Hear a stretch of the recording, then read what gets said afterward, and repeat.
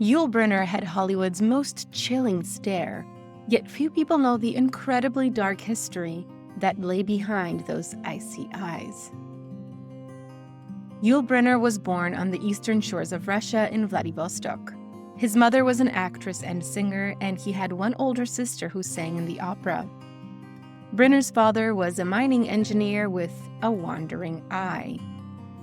In 1923, he met an actress while on a business trip and decided to start a new life without his existing family. He abandoned Brynner, his wife, and daughter, and never saw them again. Once Brynner's mother figured out that her husband wasn't returning from his business trip, she took action. She packed up Brynner and his sister, and the three of them headed to Harbin, China, also known as the Paris of the Orient. Brynner and his sister attended classes at the local YMCA, and life seemed good, at least until his mother had a bad feeling. Brynner's mother felt that there would be a conflict between China and Japan, and she didn't want her children caught in the middle of it. So in 1932, Brynner, his mother, and sister found themselves traveling again, this time to the real Paris in France. When Brynner and his family arrived in Paris, he was just 12 years old. There were many challenges ahead of them. It was a new country with different customs and, of course, a new language to learn. But these obstacles didn't keep Brynner from pursuing his artistic ambitions. He learned to play the guitar, which led to his first performance. Brynner was eager to show off his talent, but where? He began playing his guitar in Paris's Russian nightclubs. Soon, his sister was joining him with her beautiful voice. Together, they performed both Russian and Roma songs. When Brynner grew tired of this, he turned to something a little more challenging. Brynner enrolled himself at the Paris Circus School and was soon a professional trapeze acrobat. He followed his dream for 5 years until his passion was suddenly crushed. It turned out that being a trapeze artist was, for Brynner anyway, very painful. Brynner started experiencing terrible back pain after a brutal accident and had to turn away from performing under the big tent. His first thought was to give acting a try.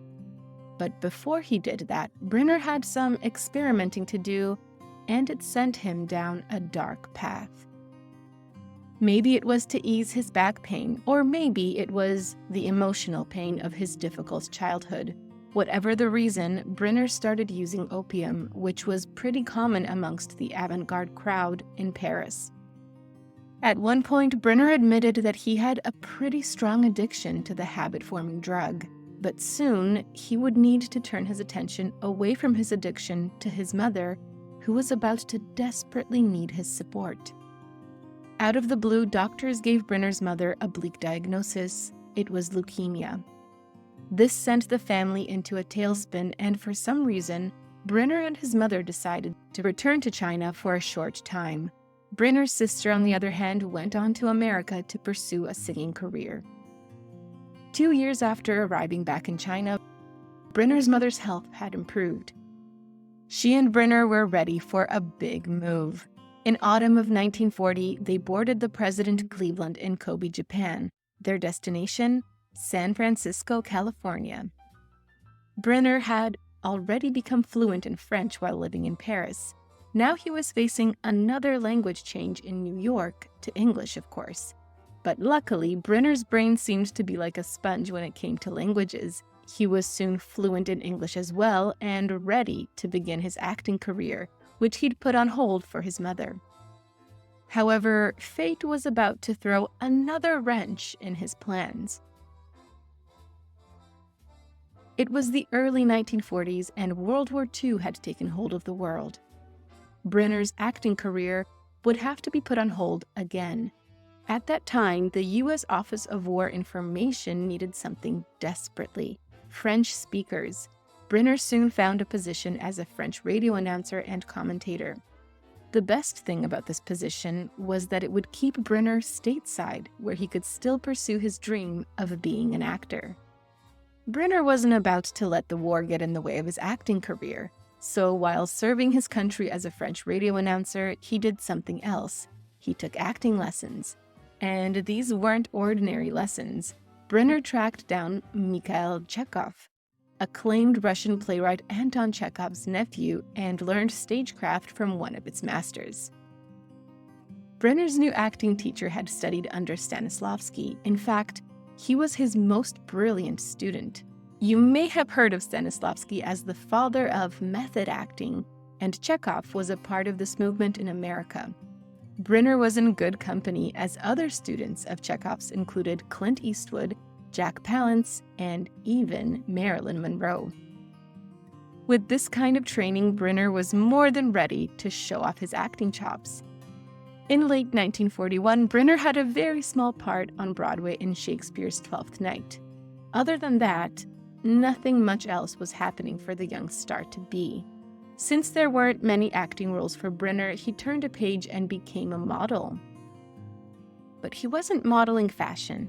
In fact, it was sort of the exact opposite of that. Brynner was about to bear it all in his search for stardom. Brynner somehow came to the attention of photographer George Platt Lynes. Lynes was a famous commercial photographer for publications like Harper's Bazaar and Vogue, but he had another interest that mostly flew under the radar: pictures of naked men. Brynner obliged the photographer for a fee, of course, and Lynes promised to keep the photos in his private collection. Unfortunately, that was a lie. During Lynes' lifetime, he swore to keep his nude portraits, including Brynner's, to himself. However, before Lynes passed in 1955, he gave these photos to famed researcher Dr. Alfred Kinsey. Because of this, the photos of Brynner are now in the public domain. In 1944, Brynner married Broadway and film actress Virginia Gilmore. Their relationship was so stormy, it made Gilmore want to quit acting. She famously said that two actors can't manage together. Someone has to give. Well, it certainly wasn't Brynner who was doing any giving. He wasn't about to give up on his dream of show business for anyone. After marrying Gilmore, Brynner went from acting to directing. He directed for Studio One, a CBS program that produced high-quality dramas. Brynner was finally feeling fulfilled and appreciated as a director. And wouldn't you know it, that's when Hollywood finally came calling. Yul's first film project was 1949's Port of New York, where Brynner played a charismatic drug dealer whom federal agents were trying to bring in. The film stood out for two reasons. It was told in a new and exciting documentary style, and it was Yul Brynner's first film role. But even after this positive experience of filming Port of New York, he was still convinced he wanted to direct. At that point, friend and fellow actor Mary Martin brought Brynner's attention to a new script by musical theater wonderkins Rodgers and Hammerstein. The script was The King and I. Brynner had mostly given up on acting, but something about the role of the king piqued his interest. He could not have expected how his life was about to change. In 1959, Brynner auditioned for the role of the king in The King and I, and he landed the role. It is no overstatement to say that from this point, the rest was history. Brynner ended up performing as the king 4,625 times, which includes Broadway performances, touring performances, and revivals in 1977, 1979, and 1985. I guess it's pretty safe to assume he never forgot his lines. When 20th Century Fox was preparing to make a film version of The King and I, they of course turned to Brynner. He'd already won a Tony for his portrayal, so they would have been crazy not to cast him. Brynner didn't disappoint. In 1956, he received the Best Actor Academy Award for his performance. It's rare for an actor to win both a Tony and an Oscar for playing the same role. Brynner was one of only 10 people to accomplish this. Aside from the Oscar and Tony, there was another distinguishing factor about Brynner's role as the king: his hairstyle. Or more precisely, the lack of one. Back in the 1950s, men who suffered from male pattern baldness did just that, suffered. Brynner's shaved head in The King and I let America know that bald was beautiful. It also became Brynner's trademark look. The influence of Brynner's bald head, however, didn't stop there. It was, in fact, the inspiration for an iconic comic book character. When Jack Kirby drew Professor Charles Xavier for the original X-Men comic, he took Brynner's shaved head as his inspiration. Brynner had certainly sold his bald is beautiful look to the masses, and there was one famous individual that really loved his look. During the last run of The King and I on Broadway, Brynner hooked up with silver screen bad girl Marlene Dietrich, who was 19 years older than him. I guess Brynner had conveniently forgotten that he was still married to Gilmore. Brynner's next role was the part of Pharaoh Ramses II in The Ten Commandments. There was just one problem. His co-star was Charlton Heston. It wasn't Heston himself that bothered Brynner, it was his physique. Brynner didn't want to look wimpy compared to the buff Heston, so he started working out like crazy. His new buff physique held its own against Heston and also made him even more attractive to the ladies. Brynner and his wife, Virginia Gilmore, had a son in 1946, and in 1959 he had a daughter with someone else. He fathered an illegitimate daughter with 20-year-old Frankie Tilden. Brynner was 39 at the time. Yul supported the mother of his child, who still lived with her own mother. Brynner desperately tried to keep this love child under the radar, but it was a secret that was bound to come out eventually. And when it did, the consequences were dire. Brynner's marriage to Gilmore ended in 1960, but Yul did not stay single for long. He married Chilean model Doris Kleiner soon after. The two decided to tie the knot on the set of the film The Magnificent Seven, the Western Brynner was shooting at the time. While getting married on the set of The Magnificent Seven may have been special, Brynner's experience there wasn't. He was having problems with his co-star Steve McQueen. McQueen was angry that Brynner had more lines than he did, so the director had to promise McQueen he'd at least be on camera more than Brynner. This seemed to calm McQueen down, at least until they started shooting. McQueen only had a measly 7 lines in the entire film and therefore had to spend a lot of time listening to Brynner. So what can an attention-starved actor do to draw attention to himself when he doesn't have any lines? Well, McQueen pulled several dirty tricks to steal the focus from Brynner. Among them were flipping coins, playing with his hat, and rattling his firearm. Don't worry though, Brynner got his revenge. While McQueen was busy hogging the focus, Brynner was up to his own tricks. Brynner was only half an inch taller than McQueen, so between takes, he would build small mounds in the ground to stand on in order to make the difference seem greater. When McQueen noticed Brynner's tricks, he stomped on the mounds and brought Brynner back down to earth. By the mid-1960s, despite his success, Brynner was having money problems. The problems were about taxes, in that he didn't want to pay them. He'd become a naturalized citizen of the US back in 1943, but because Brynner worked overseas so much, he lost his ability to get a tax exemption. This meant forking over a fortune to Uncle Sam, but Brynner had a plan.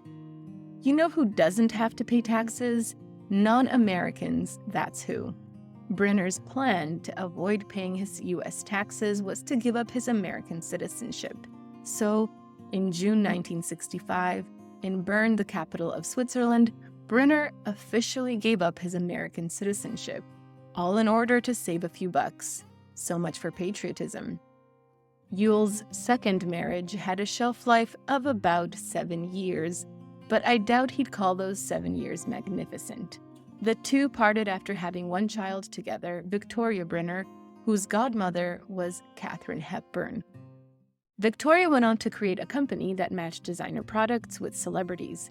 Maybe she got the idea by seeing her dad dress up as a member of the opposite sex. Brynner didn't always take himself seriously, although his stern expression said otherwise. He even had a feminine side. In Peter Sellers' 1969 comedy The Magic Christian, an uncredited Brynner actually performed in drag. In the film, there is a scene where Brynner, dressed as a woman, tries to pick up a man on a ship played by none other than director Roman Polanski. While touring with a play called Odyssey, Brynner had somehow picked up some odd quirks.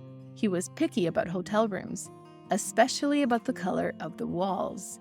He needed the walls to be in a shade of tan that fell under his specifications. He also needed housekeeping to pre-stock the kitchenettes of his suite with 12 brown, never white eggs. He wasn't, however, so much of a diva that he minded paying handsomely for the special treatment. Yul Brynner's next wife was a French socialite with a really long name, Jacqueline Simone Thion de la Chaume. The two married in 1971 and quickly adopted 2 children from Vietnam, Mia and Melody.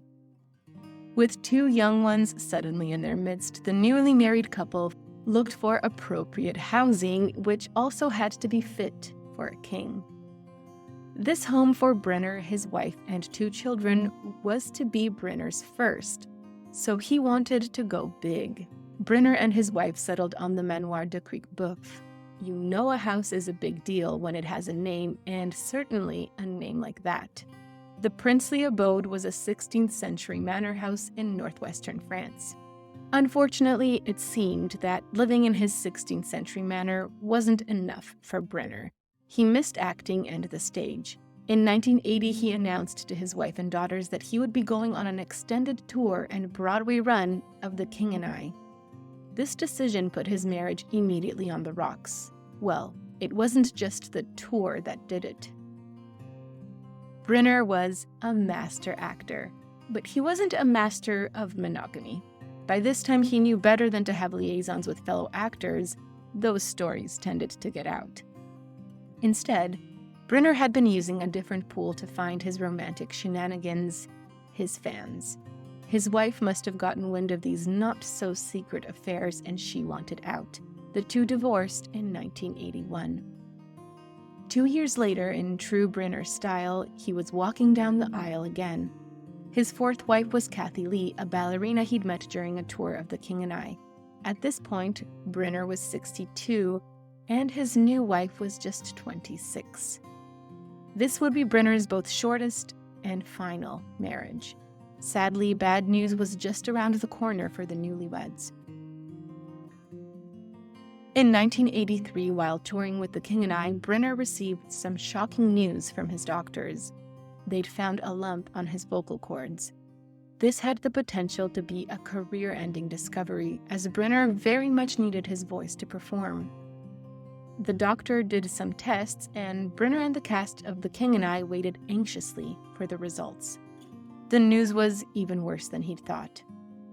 The test results of Brynner's throat came back, and he learned that his throat was fine. It was his lungs he had to worry about. Brynner had inoperable lung cancer. The actor had been a heavy smoker for 4 decades, but there was no use dwelling on past mistakes.